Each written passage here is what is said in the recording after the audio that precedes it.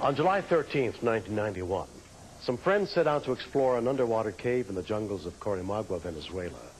But the map they had of the many chambers inside the cave was incomplete, leaving some unanswered mysteries which they hoped to solve.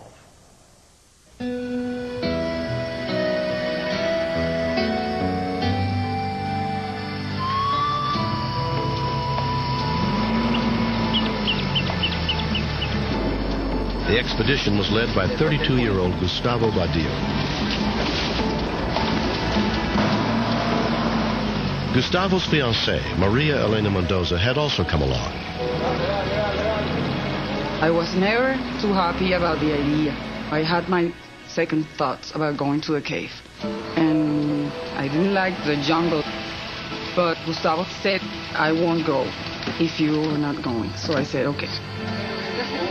Their destination was located deep inside the rainforest, so they did not arrive until just before nightfall. Park Ranger Asmel Palencia had been hired to guide them to the place called Acarite.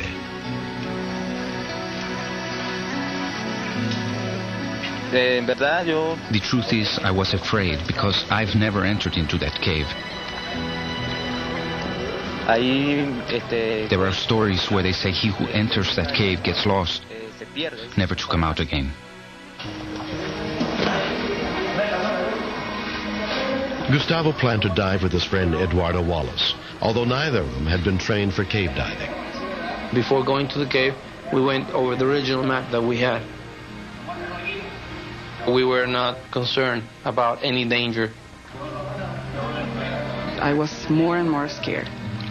They had the suits, the mask, but they didn't have special equipment. They needed to have to go in the cave. So I said, well, then take this prayer and keep it with you.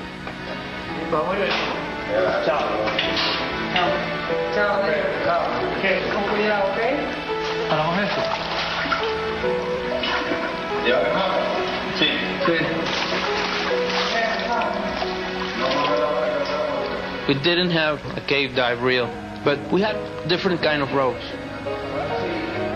On the map, there was a passage with a question on it that nobody has gone through. We just wanted to go in there and to see how far we could get.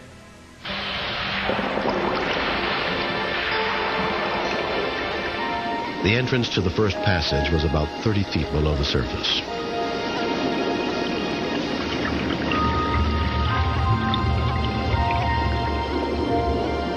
At the beginning, it was pretty much clear.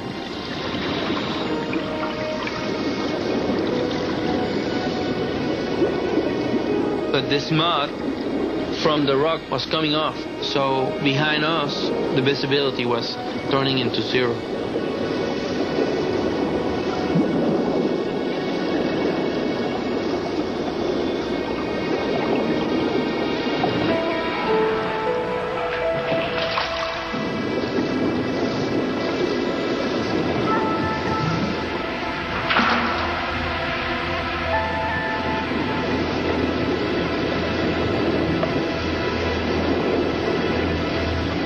The cave was very much more complex than we thought at the beginning.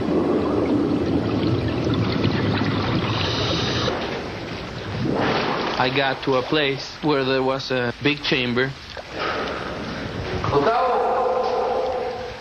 I heard Gustavo coming out from the water, but I could not see him.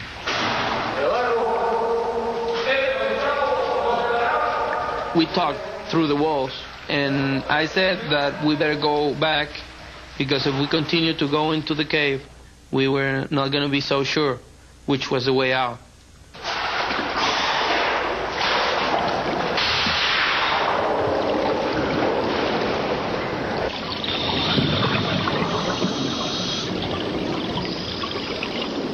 I was swimming toward what I thought was the entrance.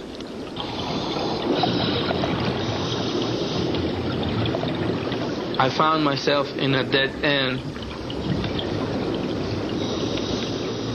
I finally realized that I was lost.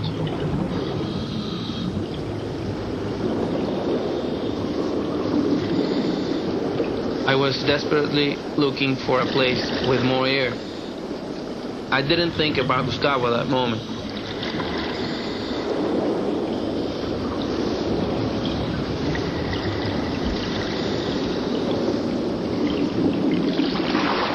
After a while, I thought a big chamber, and I knew that I was outside.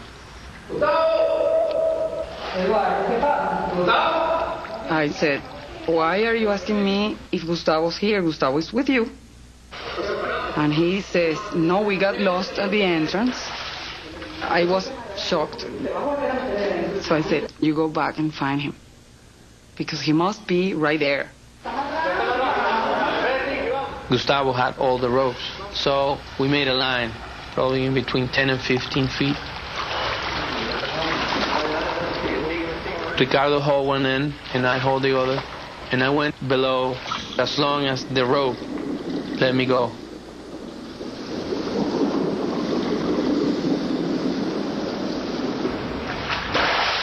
We waited like 10 minutes. Eduardo comes back again, and for my surprise, he says, it's too murky. The water is almost mud, and I cannot find the entrance. And I said, this is the end of it, you know. It's like a switch. I was turned off. My life just stopped right there in that moment. He's gonna die, and I can do nothing from here.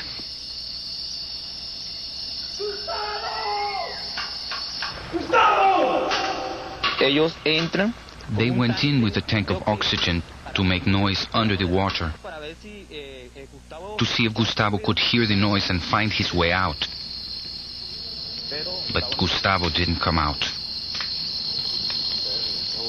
By that time, it was too dark to leave. We sat there, and nobody said a word until the sun came out. Every minute that went on was a minute against his life. And the bottom of my heart, I thought that he was gone.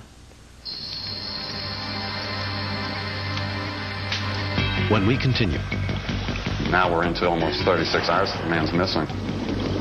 We thought that it was completely unrealistic that he would be alive.